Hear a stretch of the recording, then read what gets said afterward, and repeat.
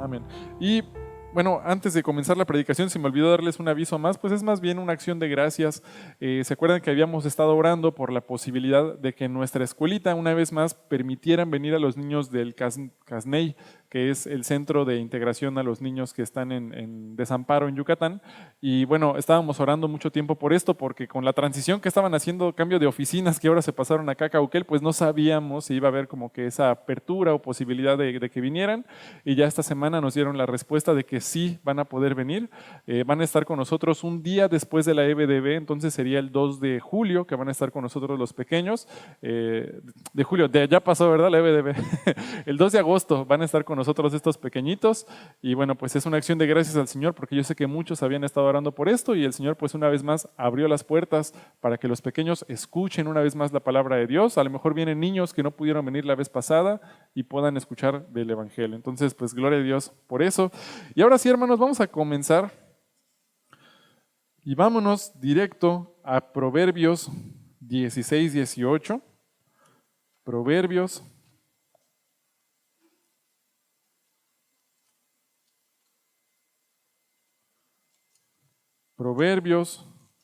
16, 18. Y hoy vamos a ver un mensaje temático y vamos a ver, ¿soy humilde o soy soberbio? ¿Qué nos dice la palabra acerca de la humildad? ¿Qué nos dice la palabra acerca de la soberbia? Porque hoy en día nosotros vivimos en una cultura, una sociedad donde pues se exalta mucho el individualismo de la persona y tienes que sacar un tiempo para ti y tú tienes que estar primero. ¿Cómo vas a poder amar a los demás si no te amas tú mismo? Y todo el enfoque está en nosotros mismos. Entonces, pues tenemos que ver hasta qué punto esto es bueno, esto es malo, pues la Biblia es la que nos va a dar la respuesta. Lo que vamos a ver en el estudio de hoy es, bueno, ¿qué es el ser soberbio? Porque si yo quiero saber si soy soberbio, primero tengo que saber qué es. Entonces vamos a hacer un análisis de la soberbia y lo vamos a contrastar con lo que nos dice la Biblia acerca de la humildad, para que podamos ver entonces qué me conviene más, ser humilde o ser soberbio. ¿Qué me dice el Señor en su palabra? Vamos a ver 3 puntos en esta mañana. El primero es el análisis de la soberbia. Vamos a ver qué es la soberbia, o el gran yo, también se conoce así. Y luego en un segundo punto vamos a ver que hay 2 sistemas en el mundo. ¿Qué es mejor? ¿Estimar a los demás antes que a mí o estimarme a mí antes que a los demás? Vamos a ver estas 2 maneras de pensar de acuerdo con la palabra y cuál es la que nos dice el Señor que debemos de seguir. Y por último, vamos a ver de qué forma yo puedo practicar la humildad. Ya que vimos estos 2 contrastes, bueno, si yo quiero ser humilde, ¿cómo puedo empezar a poner en práctica la humildad en mi vida? Y vamos a empezar aquí en Proverbios 16, 18. Proverbios 16, 18 nos dice: antes del quebrantamiento es la soberbia, y antes de la caída, la altivez de espíritu. La Biblia nos dice: el que es soberbio va a ser quebrantado, y aquel que tiene altivez de espíritu, que tiene egoísmo, dice también va a caer. Entonces es interesante, hay consecuencias por ser soberbio o por ser egoísta. Mira, vamos a ver también Santiago 4:6. Santiago 4:6.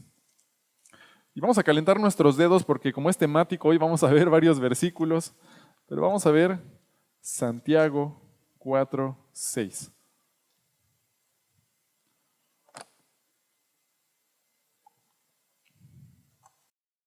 Santiago 4:6.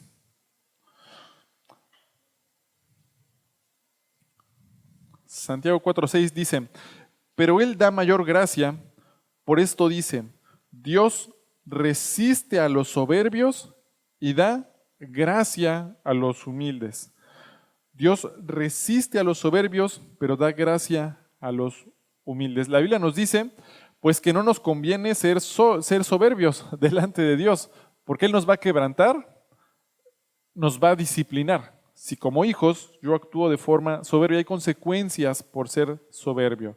El soberbio es aquel que el mundo gira alrededor de él, que él es el centro de todo, de sus pensamientos, de lo que hacen todas las demás personas, está involucrado de la manera en cómo me afecta a mí. Es esa forma de pensar, donde yo soy el centro de todos los pensamientos. Es la soberbia. Y vamos a ver este primer punto, ¿Qué es la soberbia? ¿Qué es este gran yo? Mira, vamos a ver Efesios 5:29. Ahorita lo primero que vimos es que hay consecuencias por ser soberbio.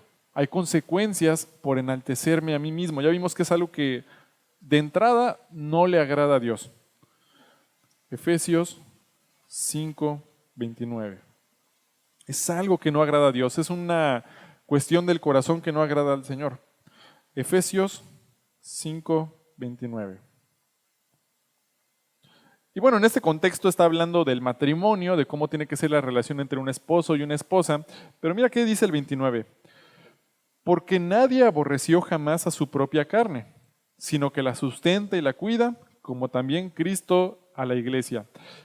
Ya en su palabra nosotros vemos algo por sentado. El Señor nunca llama a las personas a que se amen a sí mismas. El Señor ya da por sentado que nosotros nos amamos y nos cuidamos a nosotros mismos. Aquí vemos en este pasaje, por ejemplo, nadie aborreció jamás a su propia carne, sino que la sustenta y la cuida. Cuando nos levantamos en la mañana, lo primero que pensamos es, ¿qué quiero comer? ¿Qué voy a hacer primero? No me despierto pensando, ¿qué querrá mi esposa? ¿Cómo se sentirá mi esposa, verdad? Digo, qué bonito, ¿verdad? Si alguien tiene ese pensamiento, pero normalmente pensamos en nosotros. ¿Qué es lo que yo quiero hacer? ¿Qué es lo que voy a hacer hoy? Y lo que sucede es que es la forma en la que nosotros normalmente pensamos porque es nuestra naturaleza carnal. Nuestra naturaleza carnal es pensar en nosotros mismos primero. Mira, vamos a ver otro versículo. Si lo puedes poner en la pantalla, por favor, Oscar. Mateo 22:39. Mira, aquí en Mateo 22:39. El Señor Jesús está hablando de los 2 mandamientos. Dice, y el segundo es semejante. Amarás a tu prójimo como a ti mismo. Fíjate cómo el Señor ya da por hecho que nos amamos. Ama a tu prójimo como a ti mismo, porque es nuestra naturaleza amarnos, poner el enfoque en nosotros mismos. Y vamos a ver ahora más adelante que el hecho de enfocarme en mí mismo a veces puede ser el que yo piense primero en mí, en que no me importe qué le pase a los demás siempre y cuando yo esté bien, me siento superior a los demás. O puede ser incluso la autoconmiseración, que yo me sienta tan mal porque soy una pésima persona, porque yo soy malo. Y entonces es lo mismo, estoy pensando solamente en mí. El centro de la atención soy yo, el centro de mis pensamientos soy yo. Son 2 maneras de tener soberbia, solamente que una es sentirme superior a todos los demás y enfocarme en mí mismo, y la otra es golpearme en mi forma de verme a mí mismo, pero sin querer corregir nada y solamente quedarme pensando dentro de cómo yo estoy mal. Son 2 maneras en que todo el enfoque, toda la atención está en mí mismo. Pero el Señor dice, nadie aborreció jamás a su propia carne y tengo que amar a mi prójimo como a mí mismo. Cuando teníamos niños chiquitos, y es algo que yo pues tengo muy fresco porque ahí están mis sobrinos, ahí está mi hija. Cuando están chiquitos ves que tienen un juguete y están jugando muy felices y voltean y ven a su pobre primo que va ahí sin juguete, ¿verdad? No tengo juguetes, pobrecito. Y lo ven y en vez de que se le rompe el corazón y toma mi juguete, se voltean y se van más para allá para que no se lo vaya a quitar. No, es mío. Dale, préstale tu juguete a tu hijo. No, es mío. Y no quieren compartir, porque por naturaleza somos egoístas. Por naturaleza, desde que nacemos pensamos en nosotros y lo que yo quiero. Y les tenemos que enseñar a compartir. Les tenemos que enseñar a ser empáticos con las necesidades de los demás. Pero mi naturaleza es no pensar en los demás. Así somos. Es nuestra naturaleza corrupta, nuestra naturaleza carnal. Pensar primero en nosotros mismos. Entonces, de ahí proviene esta soberbia. Mira, vamos a ver 1 Corintios 10:24. 1 Corintios 10:24.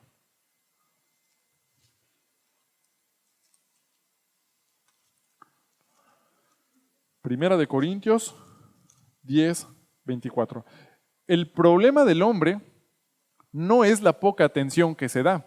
Como te dije, de cualquiera de los 2 espectros, toda la atención está sobre ti. O estoy pensando todo el tiempo en mí porque soy superior a los demás, o estoy pensando todo el tiempo en mí porque yo me siento no digno de absolutamente nada, pero todo el enfoque está en que estoy poniendo la atención en mí mismo. Entonces, el problema no es la poca atención que se dé el hombre, sino el exceso de atención que ponemos en nosotros mismos. Mira, 1 Corintios 10:24. Ninguno busque su propio bien, sino el del otro. Vemos que lo que dice Dios es completamente contrario a lo que dice el mundo. Dios dice, no busques tu propio bien, sino busca la necesidad del otro. Y el mundo dice, tú eres primero. Tienes que tener tiempo para ti. Tienes que pensar en qué es lo que tú quieres hacer, a dónde quieres llegar. Si no lo haces tú, nadie lo va a hacer. No es lo que el mundo hoy en día dice, está muy enfocado en tu deseo personal, en lo que tú quieres hacer, que tú estés bien primero, aunque eso afecte a los demás. Y esto ha llegado a puntos extremos. Yo me acuerdo ya tiene años esto, pero había un hombre en Estados Unidos que tenía como 42 años, que tenía una esposa y tenía sus hijos, y en un momento dijo, pues es que yo creo que soy una niña de 7 años. Entonces se empezó a vestir como niña, se divorció de su esposa, abandonó a sus hijos y se fue a vivir con unas personas que lo aceptaron en su casa. Y empezó a vivir como niña de 7 años. Ahora, ¿por qué? Porque el mundo de hoy te dice es que tú eres lo más importante. Es que tus deseos, tus sueños, que tú estés bien, no importa si eso va a afectar a los demás. No importa si el que tú te sientas bien, no importa si eso hace que cometas adulterio y afectes a toda tu familia. No importa si tú te sientes bien tomando alcohol, emborrachándote, pues es que tú te tienes que sentir bien, no importa que eso va a afectar a los demás. Porque todo el enfoque está en mí, en que yo esté bien, a pesar del costo. Es lo que dice el mundo, es la forma de pensar del mundo. Ahora, son dos ideas en contra. Dios dice, piensa primero en el otro antes que tú mismo, y el mundo dice, tú eres lo más importante. Ahora vamos a ver 3 facetas que hay en el egocentrismo que podemos identificar cuando hablamos del yo. Y vamos a ver Romanos 12:3. ¿Cuáles son esas 3 facetas que hay en el egocentrismo? La primera faceta del egocentrismo pues es la soberbia en sí misma. Mira, vamos a ver Romanos 12:3. Romanos 12:3. Algo muy interesante, por ejemplo, es que en el satanismo, ¿sabes cuál es la raíz del satanismo? No es la adoración a Satanás, ¿sabías eso? ¿Sabes cuál es la raíz del satanismo? El amor a ti mismo. En eso se basa el satanismo, en que te ames a ti mismo. Tú eres lo más importante. Muy interesante, ¿verdad? Mira, Romanos 12:3. Romanos 12:3. Dice, digo pues, por la gracia que me es dada a cada cual que está entre vosotros, que no tenga más alto concepto de sí que el que debe tener, sino que piense de sí con cordura, conforme a la medida de fe que Dios repartió a cada uno. Que cada uno piense de sí con cordura, que no tenga más alto concepto de sí que el que deba tener. Entonces, cuando hablamos de la soberbia, quiere decir que siento que tengo una posición superior a todos los demás. Como te acuerdas del fariseo que estaba con un publicano y decía, Señor, gracias porque yo no soy como este publicano. ¿Verdad? Yo doy mis diezmos, yo no soy pecador como este hombre, yo me sé la ley, ¿verdad? Decía este fariseo, gracias porque no soy como este pecador. El soberbio tiene una posición de sí más alta de la que debe tener. Se siente superior a todos los demás. Gracias porque yo no soy pecador como todos estos, dice el soberbio, ¿verdad? Se pone en una posición superior, una idea más alta de ti de lo que es la realidad. ¿Qué más hace el soberbio? Por ejemplo, 2 Corintios 10:18. 2 Corintios 10:18.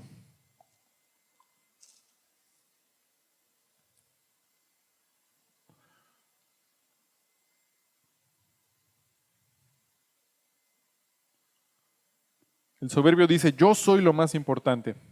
Y es que si lo piensas, todo el sistema de hoy en día comercial se aprovecha de esta naturaleza carnal que tenemos.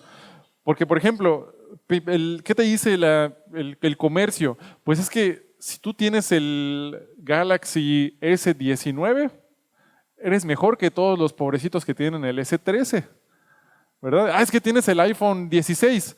Ah, pues es que, ay, pobrecito, mira, apenas tiene el iPhone 5, pobrecito, ¿no? Es que yo tengo este coche, entonces yo soy mejor. El mismo sistema comercial se aprovecha de nuestra naturaleza de corrupción porque apelan a que te sientas superior, apelan a tu soberbia. Entonces, muchas veces hay prendas de ropa que se hacen en la misma fábrica de China, solo que a unos les ponen la estampa de marca y a unos no. Se hacen en la misma fábrica y los mandan así. Uno cuesta $100 y el otro cuesta 100 pesos.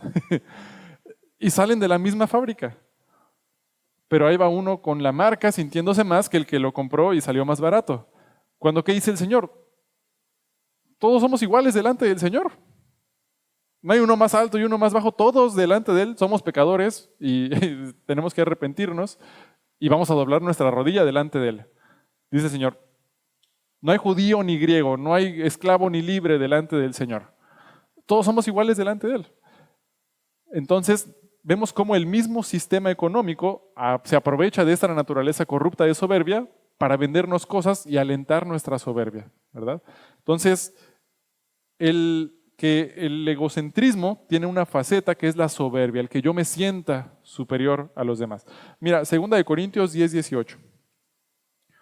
2 Corintios, vamos a ver del 17 y 18. 2 Corintios 10, 17 y 18. Dice, mas el que se gloría, gloríese en el Señor, porque no es aprobado el que se alaba a sí mismo, sino aquel a quien Dios alaba. El que se gloría, gloríese en el Señor. El que es soberbio, se alaba a sí mismo. ¡Ah, qué buena predicación, Dios! ¡Wow, wow! ¡Cuidado! Porque todo lo que somos proviene de Dios. El que yo pueda estar parado aquí es de Dios. El que Dios me dé sabiduría es de Él. Él es el que hace todo. ¿Quién soy yo? Es que qué bien y ahorita son ejemplos al azar, ¿eh? Qué bien me salió mi canción. Mejor que a todos los demás. Qué bien me salió mi pintura, mi cuadro, o qué bien me salió. Y a veces tenemos soberbia. Pues son ejemplos al azar, no estoy hablando de nadie. Pero el soberbio se alaba a sí mismo. ¿Y qué dice el Señor? No te alabe tu propio labio, sino el ajeno. Si alguien te va a alabar, que sea el que se gloríe en el Señor. Todo lo que soy es por gracia de Cristo. Si alguien te dice, oye, qué bien hecho, gloria a Dios, ¿verdad? Gloria a Él. No te alabes a ti mismo. Deja eso al Señor y nosotros vamos a seguirle. Pero el soberbio se alaba a sí mismo. Y hoy en día, pues todo el enfoque de las redes sociales está en alabarte a ti mismo, en alabar tus logros. Mira todo lo que yo he hecho, todo lo que yo conseguí, todas las cosas que tengo en mi casa es por mi trabajo, mi esfuerzo. Dios no tuvo nada que ver en eso. ¡Wow! Dios nos da todo lo que tenemos y Él lo puede tomar también. Es justo para tomarlo. Entonces, la soberbia tiene una idea más alta de sí y se alaba a sí mismo. ¿Qué más podemos encontrar en estas facetas del egocentrismo? Vámonos a Filipenses 2:19. Filipenses 2:19.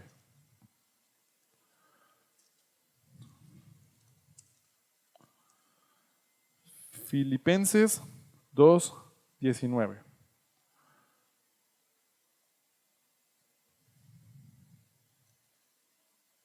Y aquí tenemos a Pablo hablando de Timoteo, un servidor fiel suyo. Pero mira qué interesante cómo lo presenta. Filipenses 2:19 dice, espero en el Señor Jesús enviaros pronto a Timoteo, para que yo también esté de buen ánimo al saber de vuestro estado. Pues a ninguno tengo del mismo ánimo y que tan sinceramente se interese por vosotros, porque todos buscan lo suyo propio, no lo que es de Cristo Jesús. Qué interesante. Lo que está diciendo aquí Pablo de Timoteo es que aparentemente Timoteo se preocupaba por los de Filipos. No sé si a lo mejor estaba orando por ellos y tenía alguna necesidad, él estaba constantemente preocupado por su bienestar, pero tenía un amor sincero por los de Filipos. Pero hay un contraste interesante. Dice, a ninguno tengo del mismo ánimo. ¿Puedes poner el versículo 21? Porque todos buscan, ¿qué? Lo suyo propio, no lo que es de Cristo Jesús. Otra faceta del egocentrismo es el egoísmo. Pienso en mí mismo primero. Primero, ¿qué quiero yo? No me importa lo que los demás necesiten, lo que los demás quieran. ¿Qué es lo que me va a hacer sentir bien a mí? Sin importar cómo va a afectar a los que me rodean. Pablo está hablando del exceso de atención que cada uno se daba dejando de lado las necesidades de los demás, incluso dejando al lado los mandamientos de Dios. Ya no les importaba lo que era de Cristo Jesús, sino lo suyo propio. Como este ejemplo de este hombre que te digo que dejó a su esposa, abandonó a sus hijos y los dejó a unos hijos sin padre solo por seguir su deseo corrupto de un pecado que tenía. ¿Verdad? Y destruye alrededor el egoísmo. Ahorita vamos a hablar más al fondo de eso. Pero tenemos cuando hablamos del egocentrismo, tenemos soberbia, tenemos egoísmo, solamente lo que yo quiero hacer sin importarme cómo va a afectar a los demás. Y hay un área más que podemos encontrar en el egocentrismo. Mira, vamos a ver 2 Corintios 7:10. 2 Corintios 7:10.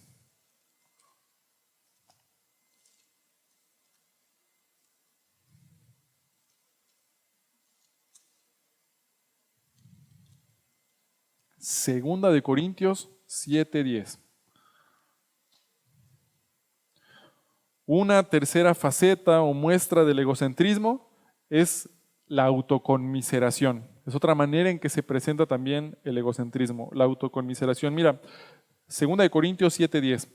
Porque la tristeza que es según Dios produce arrepentimiento para salvación, de que no hay de qué arrepentirse, pero la tristeza del mundo produce muerte. ¿A qué se refiere? Cuando uno es creyente, que ya has puesto tu fe en Jesús como tu Salvador y tienes al Espíritu Santo morando dentro de ti, una vez que un cristiano peca, hay algo que se llama convicción de pecado. El Espíritu Santo te muestra que estás mal y que cometiste un pecado y te hace sentir triste. No sé si te ha pasado, pero cuando pecas como cristiano no puedes tener paz. Te sientes mal, te sientes triste, hasta que estás a cuentas con Dios. Entonces, lo que hace la convicción de pecado es que te atrae a Cristo para que le pidas perdón y corrijas tu camino. Entonces, el Espíritu Santo te jala de tu pecado para que te sientas mal, le pidas perdón al Señor y corrijas tu camino. Eso se llama convicción de pecado. Pero también de nuestra carne hay algo que es un sentimiento de culpa. Eso es aparte. ¿Qué hace el sentimiento de culpa? El sentimiento de culpa dice, no soy digno de nada. Yo no soy digno de nada, no soy digno de nadie, ya Dios no me va a querer por lo que hice. Es culpa, no quiere corregir nada. El enfoque está solo en sentirme mal. Y como ya no me va a querer Dios, entonces ya no voy a leer la Biblia, ya me voy a dejar de congregar porque mira lo que hice. Y la culpa no quiere corregir nada, solo es la autoconmiseración. Eso también es una muestra de egocentrismo, porque el enfoque está en ti. Estás hablando mal de ti, pero el enfoque está en lo mal que tú hiciste. Y no sales de ahí, no lo buscas corregir, solo sigues atacándote pensando en qué tan malo eres. Los dos espectros son en contra de la voluntad de Dios. Por un lado, el sentirme superior y por otro lado, el atacarme constantemente a mí mismo y no sentirme digno de nada. Dice la Biblia, eso tampoco es correcto. Que tu centro de pensamiento seas tú mismo. Eso es lo que no es correcto. Mira, vamos a ver Primera de Pedro 5:5. Primera de Pedro 5:5.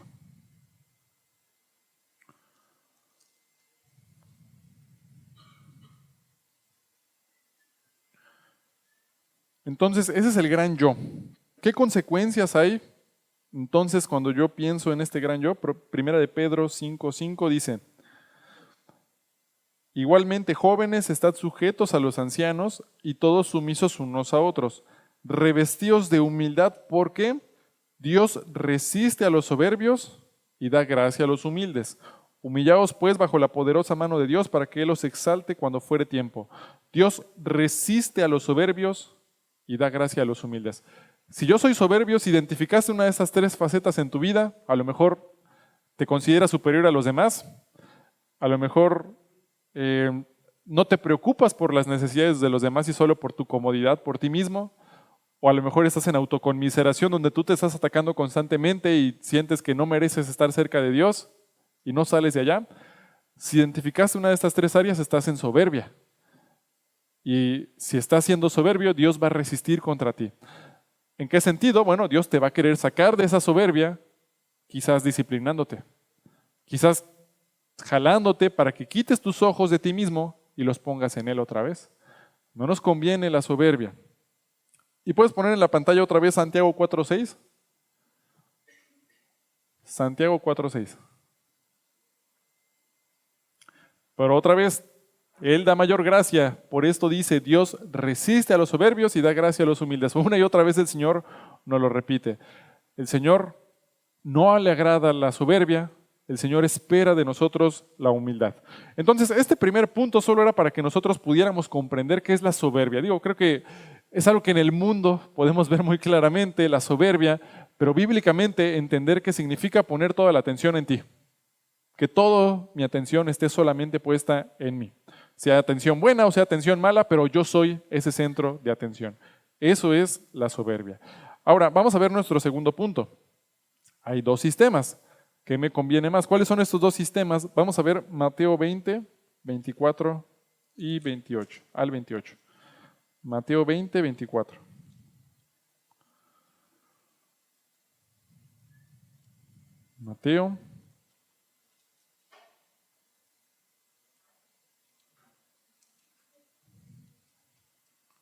Mateo 20, 24.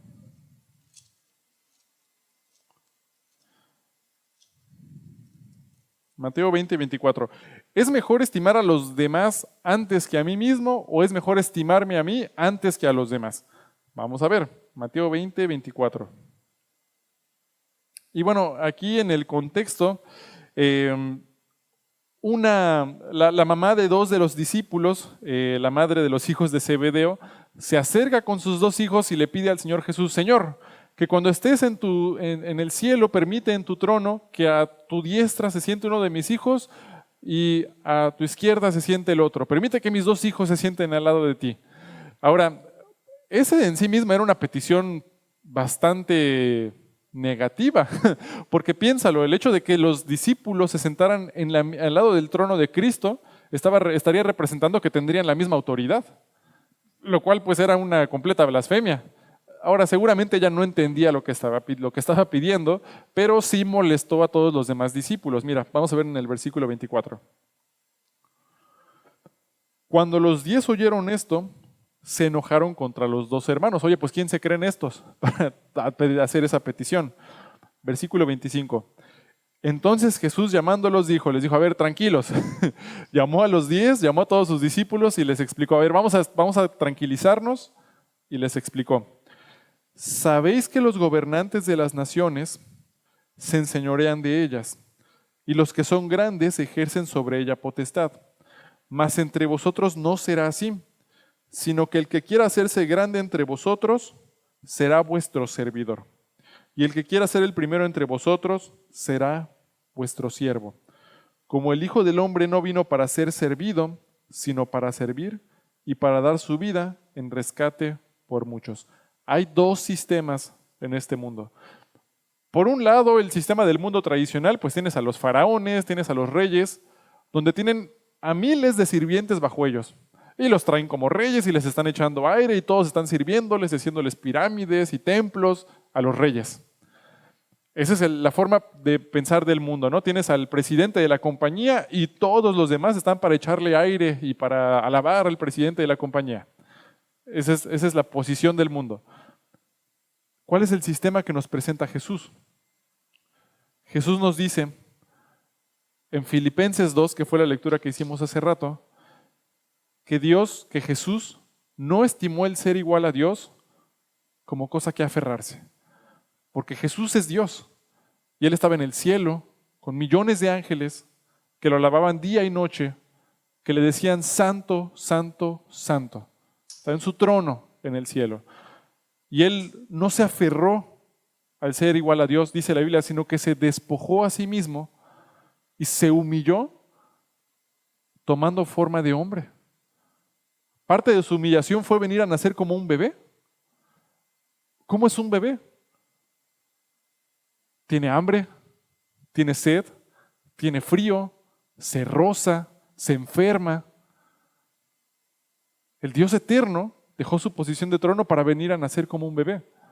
Pero no solo eso, después Él creció, se hizo la voluntad perfecta de Dios, de su Padre, pero fue torturado, fue crucificado, fue asesinado hasta derramar toda su sangre.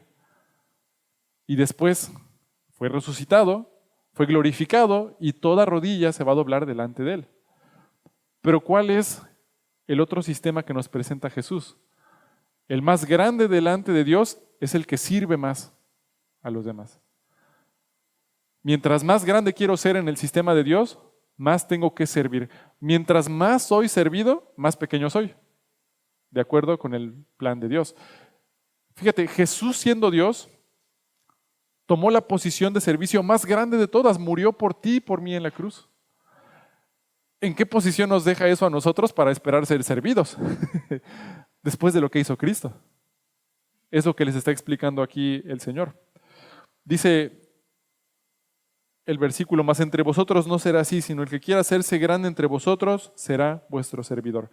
Entonces hay dos sistemas. ¿Cuál es el sistema del mundo?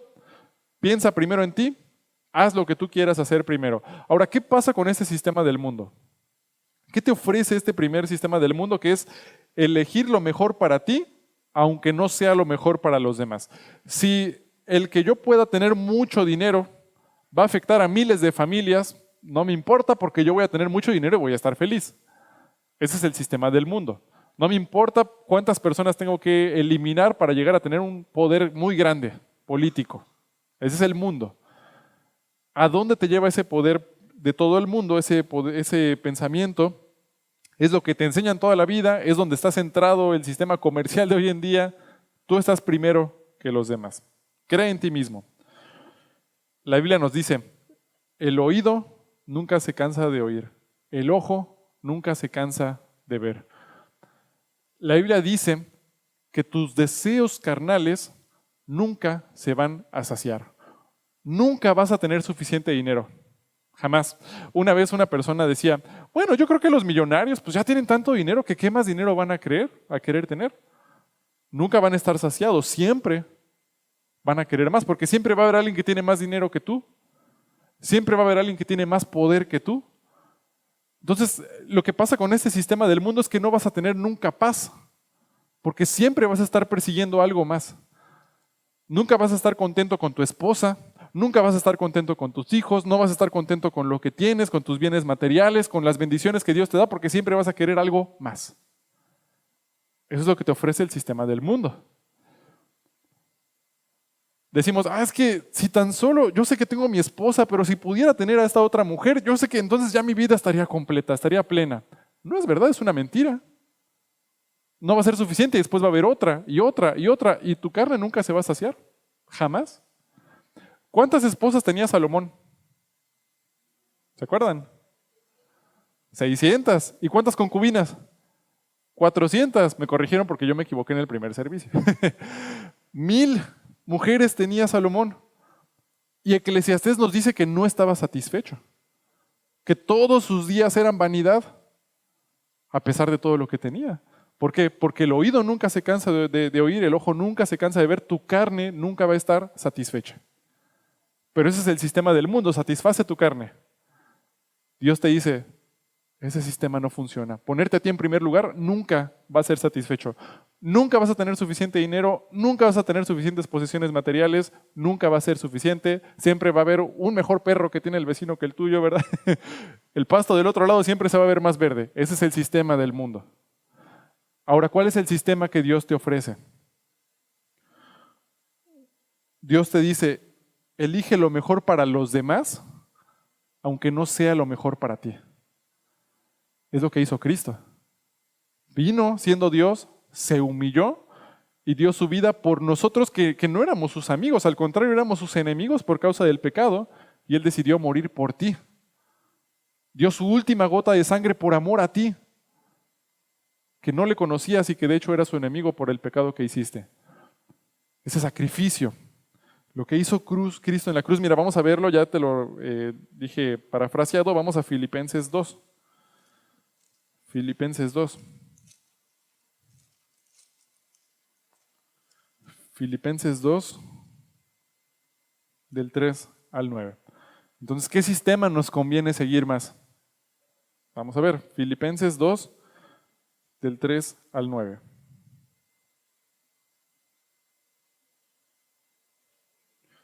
Filipenses 2, del 3 al 9. Dice, nada hagáis por contienda o por vanagloria, antes bien con humildad, estimando cada uno a los demás como superiores a él mismo. Fíjate, el mundo te dice, tú estás por encima de los demás. Cristo te dice, tienes que ser humilde, estimando a los demás como superiores a ti mismo. Cuando la Biblia habla de humildad, no tiene nada que ver con el dinero, nada. Es una cuestión del corazón. Puede ser una persona que tenga muchísimo dinero y sea humilde. Puede haber una persona que tenga muy poco dinero y tenga muchos problemas económicos y sea soberbio. No tiene nada que ver el dinero. Es una cuestión del corazón. Y aquí nos dice, antes bien con humildad estimando cada uno a los demás como superiores a él mismo. Dice, no mirando cada uno por lo suyo propio, sino cada cual también por lo de los otros. Pongo primero al otro antes que a mí mismo. 5. Y nos dejó Cristo el ejemplo perfecto. Este pasaje de la Biblia del 5 al 8 es tremendo. Haya pues en vosotros este sentir que hubo también en Cristo Jesús, el cual siendo en forma de Dios, no estimó el ser igual a Dios como cosa que aferrarse, sino que se despojó a sí mismo, tomando forma de siervo, hecho semejante a los hombres, y estando en la condición de hombre, se humilló a sí mismo, haciéndose obediente hasta la muerte y muerte de cruz. Por lo cual Dios también lo exaltó hasta lo sumo y le dio un nombre que es sobre todo nombre, para que en el nombre de Jesús se doble toda rodilla de los que están en los cielos y en la tierra y debajo de la tierra, y toda lengua confiese que Jesucristo es el Señor, para gloria de Dios Padre. Un pasaje bellísimo de la palabra.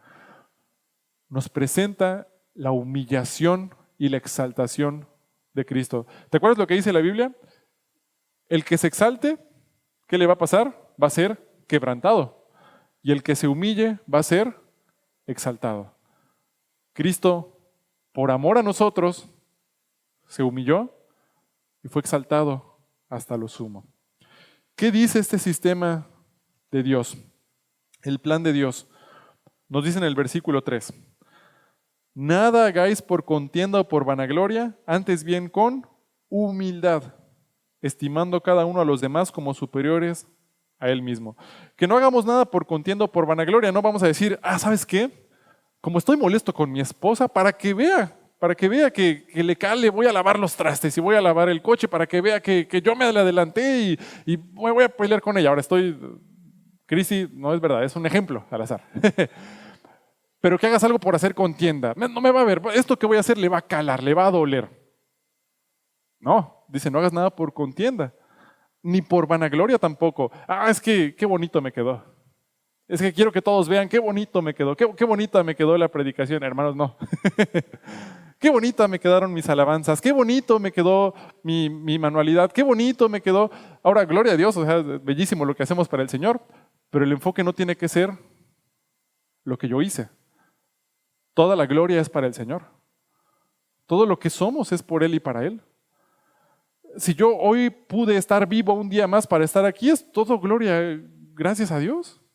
O sea, yo no tengo ningún mérito. Entonces el Señor dice, nada hagáis, y esto aplica a cuántas cosas. A todo, ¿verdad?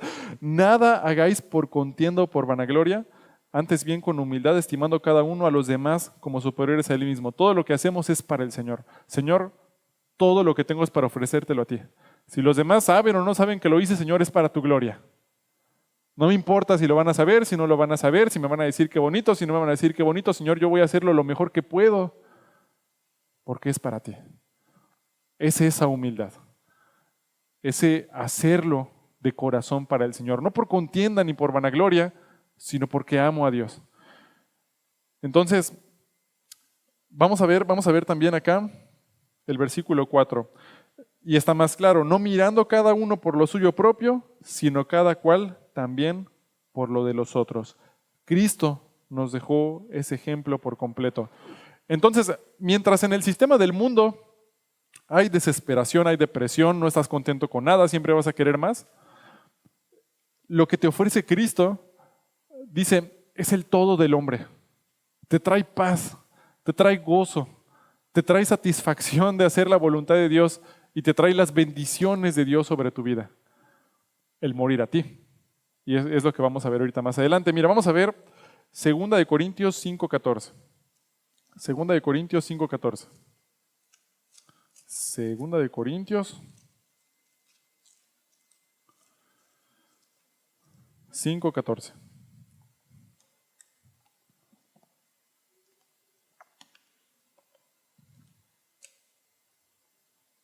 Segunda de Corintios 5:14.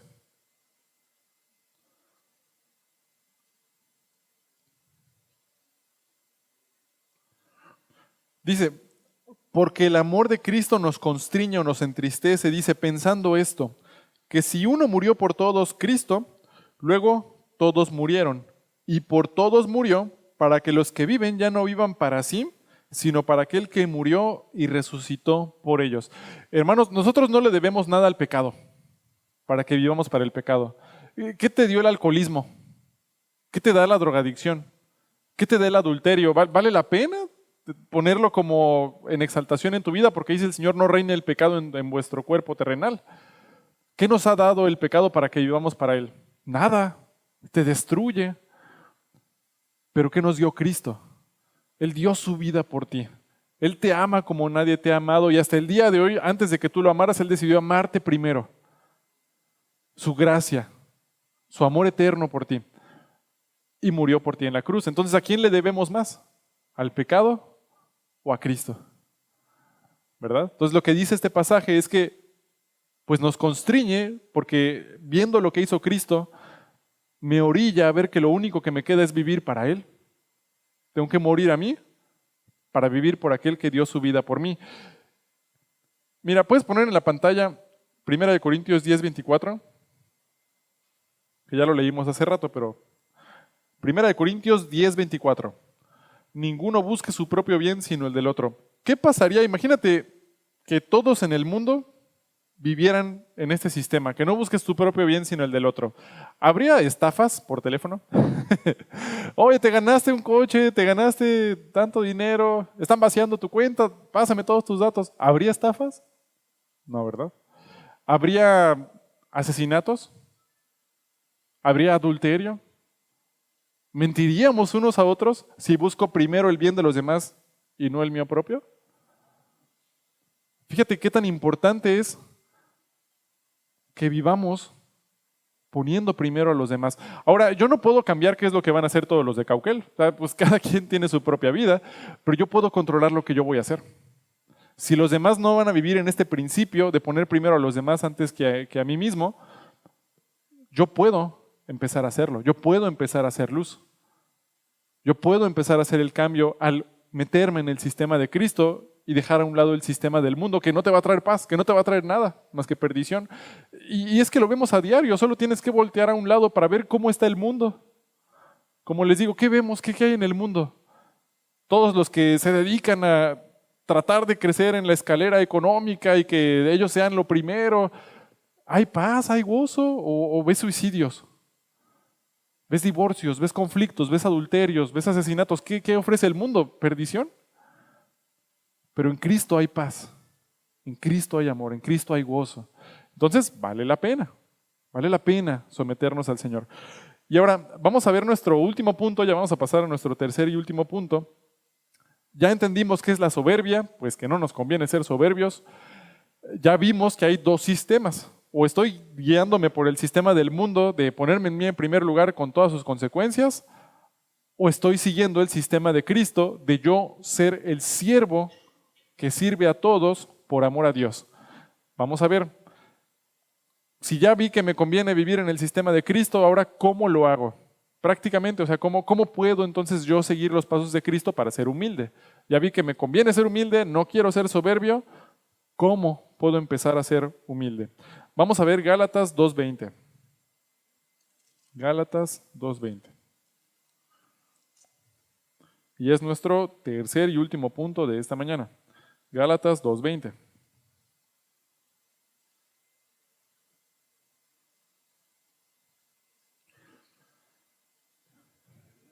Y vamos a leerlo todos juntos para que nos despertemos un poquito. Gálatas 2:20 va. 1, 2, 3. Con Cristo estoy juntamente crucificado y ya no vivo yo, mas vive Cristo en mí. Y lo que ahora vivo en la carne, lo vivo en la fe del Hijo de Dios, el cual me amó y se entregó a sí mismo por mí. ¿Qué dice este versículo? Mi carne la crucifiqué con Cristo, junto con mis pasiones y mis deseos, mis sueños, mis ideales, todo lo que yo tenía antes de Cristo lo crucifiqué con Él y ahora vive Cristo en mí. ¿Qué quiere decir? Que estoy listo a morir a mí mismo para hacer la voluntad de Dios. Si yo quiero empezar a ser humilde delante de Dios, lo primero que tengo que hacer es morir a mí. Yo no puedo ser humilde si no muero a mí, si no pongo primero a Dios en mi vida. ¿Cómo vamos a lograr esto? Vamos a ver 4 maneras o 4 cosas que tengo que hacer morir en mí para poder ser humilde delante de Dios. ¿Cuáles son estas 4 cosas? Vamos a ver primero que tengo que morir a mi comodidad, luego tengo que morir a mi orgullo, luego tengo que morir a mi control económico y luego tengo que morir a mi sabiduría. Y ahorita les voy a explicar a qué me refiero, ¿verdad? Para que no empiecen a tener temor, pero vamos a ver a qué me refiero, explicado. Vamos a ver el primero. Tengo que morir a mi comodidad. Vamos a ver Mateo 5:11.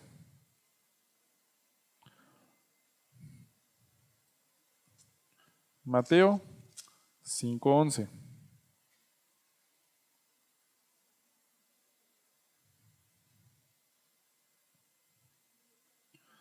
Mateo 5:11.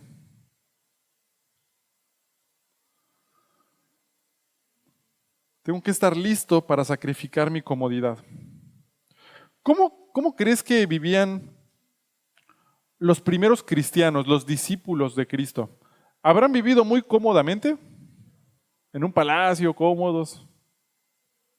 ¿Cómo habrá vivido la iglesia primitiva en Hechos? Los primeros cristianos o los que estaban en el reinado de Nerón, ¿habrán vivido cómodamente?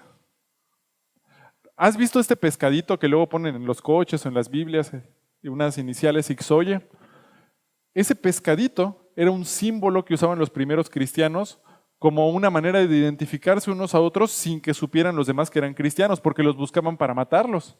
Entonces era un símbolo secreto con el que se identificaban para que no los mataran. Entraban a sus casas, los sacaban y los mataban, los romanos. Era horrible. Tenían que vivir en catacumbas, que era como vivir en la coladera. O sea, literal hacían huecos para poder sobrevivir abajo de la tierra. Terrible. ¿Tú crees que perdían su comodidad? Gracias a Dios hoy en día pues ya no tenemos que meternos a los cenotes, ¿verdad? Para sobrevivir por ser cristianos, pero sí nos puede costar comodidad. Mira, vamos a ver Mateo 5:11. Bienaventurados sois cuando por mi causa os vituperen y os persigan, y digan toda clase de mal contra vosotros mintiendo. Gozaos y alegraos porque vuestro galardón es grande en los cielos, porque así persiguieron a los profetas que fueron antes de vosotros. Puede ser que te toque sufrir por Cristo. A lo mejor vas a incomodar a familiares, vas a incomodar a compañeros de trabajo, a tus vecinos, cuando se enteren que eres cristiano. Cuando ya no hagas o practiques las mismas cosas que ellos hacían o que tú hacías antes, va a ser incómodo. Cuando tienes que salir a evangelismo en la mañana o cuando tienes que compartir a alguien de Cristo que está sentado en el camión y Dios pone en tu corazón el compartir, va a costarte incomodidad. Hay que morir a mi incomodidad para humillarme delante del Señor. Mira, vamos a ver 2 de Timoteo 3:12. 2 de Timoteo 3:12.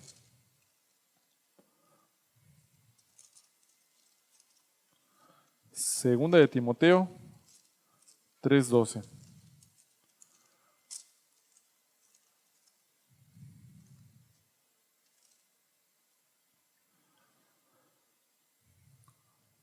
Dice, y también todos los que quieren vivir piadosamente en Cristo Jesús. ¿Te acuerdas? La semana pasada estuvimos estudiando qué significa ser piadoso. ¿Te acuerdas qué significa? Ser temeroso de Dios, ¿verdad? Honrar, respetar a Dios, hacer su voluntad. Todos los que quieren vivir piadosamente en Cristo Jesús, ¿qué van a padecer? Persecución. Si todos en tu trabajo se reunieron a hablar mal del jefe y tú dices, yo no voy a hablar mal de él, o hablas bien de él, te ganaste enemigos inmediatamente, todos los que estaban allá. Si todos en tu trabajo llegan tarde y tú decidiste empezar a llegar temprano porque pues quieres ser recto, ¿verdad? Te vas a ganar enemigos, porque dicen, nos haces quedar mal a todos. Si todos en tu escuela, ¿verdad? Nunca le recuerdan al maestro que se le olvidó pedir la tarea y tú le dices, maestro, nos pidió la tarea y es necesario, ¿verdad? Que la entreguemos, es justo, te vas a ganar enemigos. Si todos dicen groserías y tú estás hablando de forma recta, te vas a ganar enemigos. Todo el que quiera vivir piadosamente en Cristo Jesús va a padecer persecución. ¿Y qué crees? Eso es incómodo. La persecución es incómoda. Gracias a Dios no nos persiguen para matarnos hoy en día, pero sí puede haber persecución. Tengo que estar listo para morir a mi comodidad. Si me quiero humillar delante de Cristo, me puede costar mi comodidad. Pero otra vez, ¿vale la pena? O sea, ¿cuál de los dos sistemas vale la pena tener? ¿Verdad? Vale la pena humillarte por Cristo. Y esto nos lleva a nuestro segundo subpunto. ¿A qué más tengo que estar listo para morir? Tengo que estar listo para morir primero a mi comodidad. Tengo que estar listo para morir a mi orgullo. Tengo que matar mi orgullo para someterme al Señor. Mira, Filipenses 2:3. Filipenses 2:3.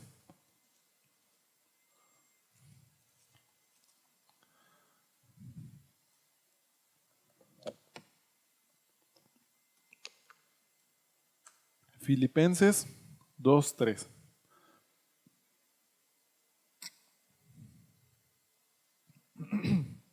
Otra vez dice, nada hagáis por contienda o por vanagloria, antes bien con humildad estimando cada uno a los demás como superiores a él mismo. Entonces, primero tengo que reconocer a los demás como superiores a mí mismo y para hacer esto, tengo que morir a mi orgullo.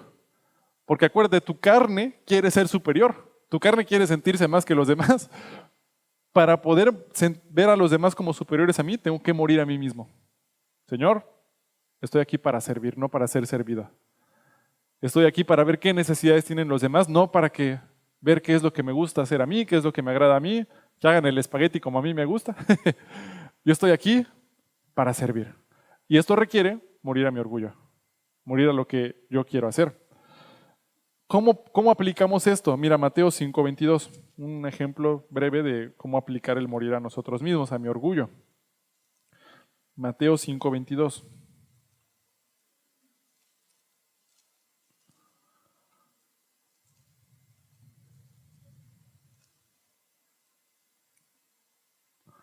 Mateo 5:22, bueno, hablando del sermón del monte, el Señor Jesucristo está exponiendo su reino. Mateo 5:22 dice, pero yo os digo que cualquiera que se enoje contra su hermano será culpable de juicio, y cualquiera que diga necio a su hermano será culpable ante el concilio, y cualquiera que le diga fatuo quedará expuesto al infierno de fuego. Por tanto, si traes tu ofrenda al altar y allí te acuerdas de que tu hermano tiene algo contra ti, deja allí tu ofrenda delante del altar y anda y reconcíliate primero con tu hermano y entonces ven y presenta tu ofrenda. El Señor me llama a reconciliarme con mis hermanos. Es un mandamiento que me manda el Señor. Si mi hermano peca contra mí, la carne, ¿qué dice? Pues que venga y me pida perdón, porque me ofendió. Y pues, sí, es lo que quiere hacer nuestra carne. Pero ¿qué dice Dios?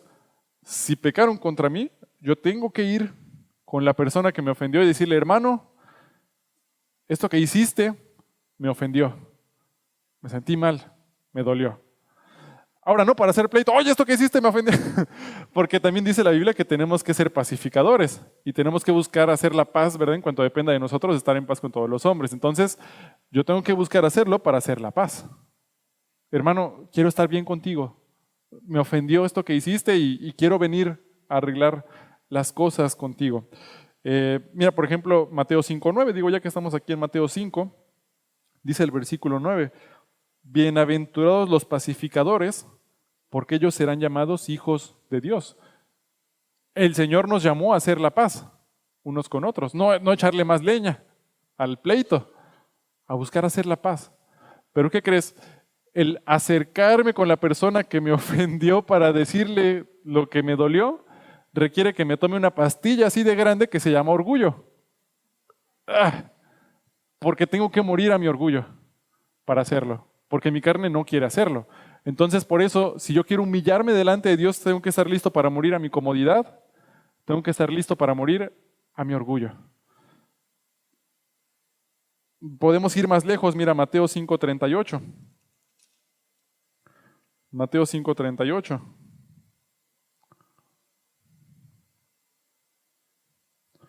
Oísteis que fue dicho, ojo por ojo y diente por diente. Pero yo os digo, no resistáis al que es malo. Antes, a cualquiera que te hiera en la mejilla derecha, vuélvele también la otra. Y al que quiera ponerte a pleito y quitarte la túnica, déjale también la capa. Y a cualquiera que te obligue a llevar una carga por 1 milla, ve con él 2. Y al que te pida, dale. Y el que quiera tomar de ti prestado, no lo rehuses. Oísteis que fue dicho, amarás a tu prójimo y aborrecerás a tu enemigo. Pero yo os digo, amad a vuestro enemigo, bendecid a los que os maldicen, haced bien a los que os aborrecen y orad por los que os ultrajan y persiguen, para que seáis hijos de vuestro Padre que está en los cielos, que hace salir su sol sobre buenos y malos y que hace llover sobre justos e injustos. Amar a tu enemigo también requiere tragar nuestro orgullo. Dicen, no resistas al que es malo, el que te golpee en la mejilla derecha, ponle también la otra. Al que quiera ponerte a pleito y quitarte la túnica, dale también la capa. Al que te pida prestado, no le rehuses. Ahorita vamos a ver en el siguiente punto esto, pero el Señor nos llama a nosotros como cristianos que si me piden prestado, a prestar. Ojo, ahora, ¿cuál sería el límite? Bueno, sabemos que mi primer ministerio pues es mi familia. Si el prestar va a afectar el que yo pueda suplir las necesidades de mi familia, pues no puedo. Yo tengo que suplir primero las necesidades de mi familia. Ese es el primer ministerio.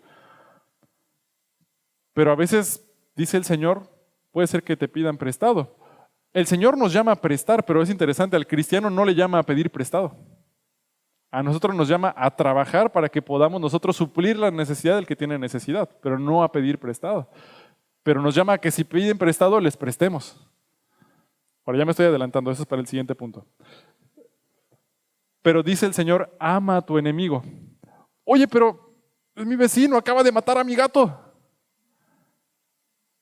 ¿Cómo voy a mostrarle amor? Vecino, ¿quiere un panecito? ¿Tiene agua? ¿Le traigo una jarra de agua, vecino? ¿Se le ofrece algo? ¿Qué requiere eso? Tragarte el orgullo. Tienes que estar listo para morir a tu orgullo si quieres aplicar la palabra de Dios. ¿Pero qué vale la pena? ¿Vivir en el sistema del mundo o ver si Dios cumple su voluntad? Si Dios cumple su palabra. Porque ¿qué dice? Humillaos pues bajo la poderosa mano de Dios y Él os exaltará cuando fuere tiempo. ¿Qué es lo que quiero? ¿Agradar al mundo o agradar a Dios? Es difícil. Vale la pena. Hermanos, hay pocas cosas que valgan la vida en esta vida tanto como seguir a Jesucristo. Si hay algo que valga la pena morir, algo por lo que valga la pena morir en esta vida es por seguir a Cristo. Pero a veces estamos listos para morir físicamente, pero no espiritualmente. ¿Verdad? Vale la pena. Ahora vámonos con el que sigue, Hechos 20:34. Tengo que estar listo para sacrificar mi control económico. Hechos 20:34. Ahora, ¿a qué me refiero con eso? Vamos a ver. Hechos 20:34.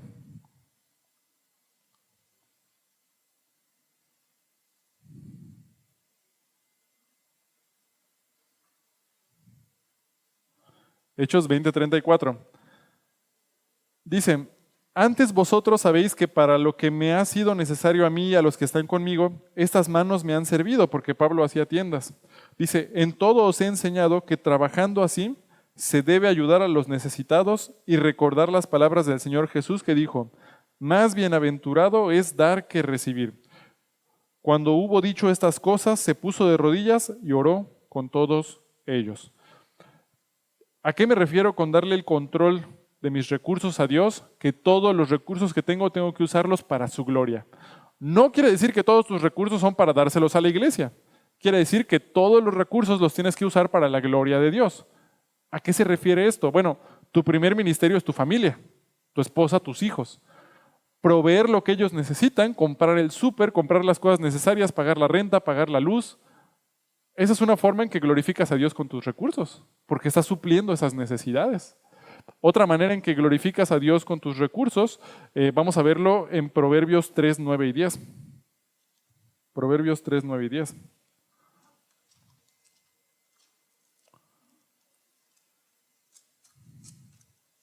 Proverbios 3, 9 y 10. Dice, Proverbios 3, 9 y 10. Honra a Jehová con tus bienes y con las primicias de todos tus frutos, y serán llenos tus graneros con abundancia, y tus lagares rebosarán con mosto. Honra a Jehová con tus bienes, con las primicias de todos tus frutos.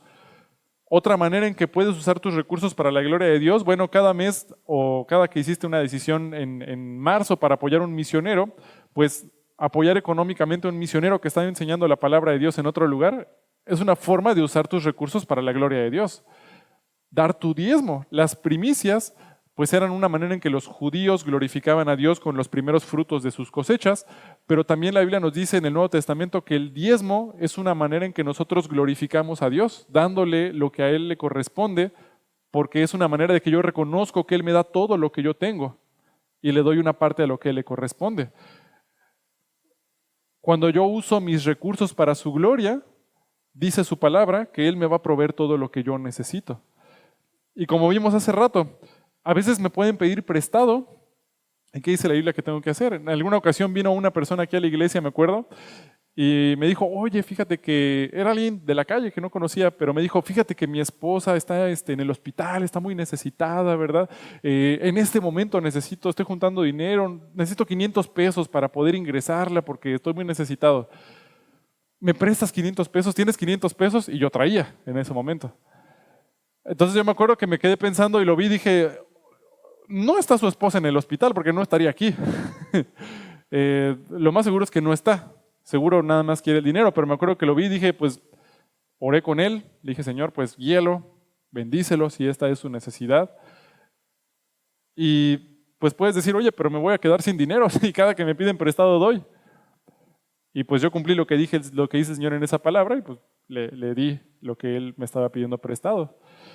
Ahora yo te puedo decir que cada vez que he hecho eso, cada vez que alguien a lo mejor me ha pedido prestado y yo doy y digo, chispas, bueno, pues toma porque el Señor dice eso en su palabra, cada vez que lo he hecho, el Señor me ha provisto de una forma que yo no esperaba.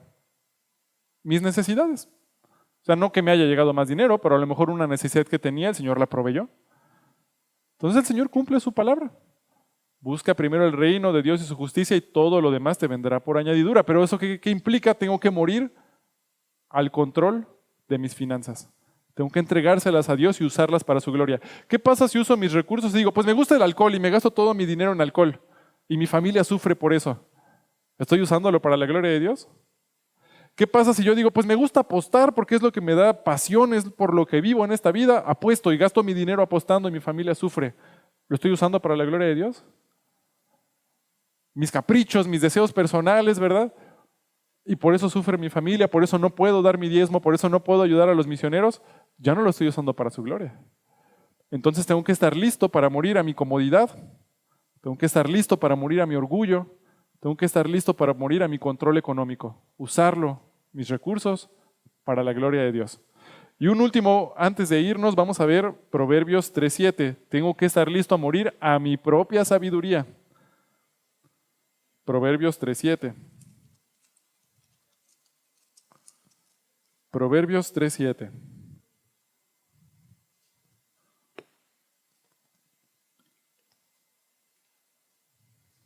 Proverbios 3:7.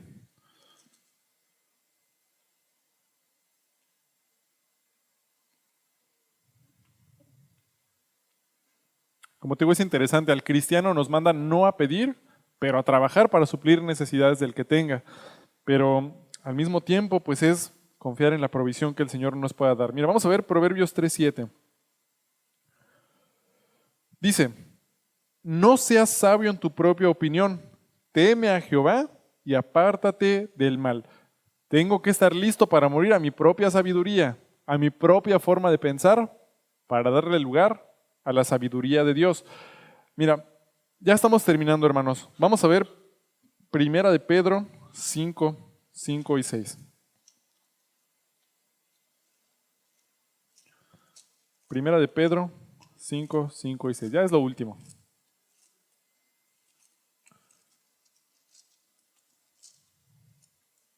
A lo mejor había una manera en que yo pensaba resolver el problema, a lo mejor había una forma en que yo pienso en mi sentido común que es lo mejor. Tengo que detenerme, decir, Señor, voy a orar, muéstrame en tu palabra qué es lo que quieres que haga, y aunque vaya en contra de mi sentido común, pero está en tu palabra, Señor, lo voy a hacer. Tengo que estar listo a morir a mi propia sabiduría. Si quiero humillarme, si quiero ser humilde delante del Señor, tengo que estar listo a morir a mi comodidad. Tengo que estar listo a morir a mi orgullo. Tengo que estar listo a morir a mi control económico. Tengo que estar listo a morir a mi sabiduría. Pero ¿qué dice Primera de Pedro 5:5? Dice, igualmente jóvenes, estad sujetos a los ancianos y todos sumisos unos a otros, revestíos de humildad. ¿Qué significa la palabra revestíos?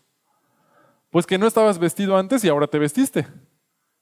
No es normal el ser humildes. Es algo que tienes que hacer conscientemente. Es un ejercicio. ¿Te acuerdas? Ejercítate para la piedad. El ser humilde es algo que requiere poner en práctica. Pero dice, Dios resiste a los soberbios y da ¿qué? Gracia a los humildes. ¿Quiero que Dios me esté resistiendo porque soy soberbio y no quiero entregarle el control de mi vida? ¿O le quiero entregar el control de mi vida y vivir en su gracia? Y descansar en su gracia y descansar en su control. Y Señor, yo no sé si se cae el mundo, pero yo descanso en ti, haciendo tu voluntad. Versículo 6. Humillaos pues bajo la poderosa mano de Dios para que Él os exalte cuando fuere tiempo. ¿Cuál es la recomendación que nos dice la palabra? Humíllate bajo la poderosa mano de Dios. Hay una canción que dice, ¿no? No hay un lugar más alto que estar a tus pies. Humíllate delante del Señor. Es la mejor posición donde puedas estar. Y en su momento vas a ver las bendiciones. Vas a ver al Señor obrando en tu vida. Vas a llegar a conocerlo más a fondo. Dios resiste a los soberbios, pero da gracia a los humildes.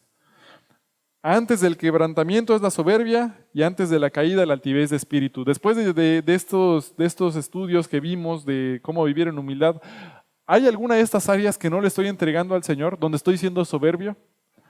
¿Alguna situación donde quizás yo, en vez de humillarme delante de Dios, estoy yo tomando el control?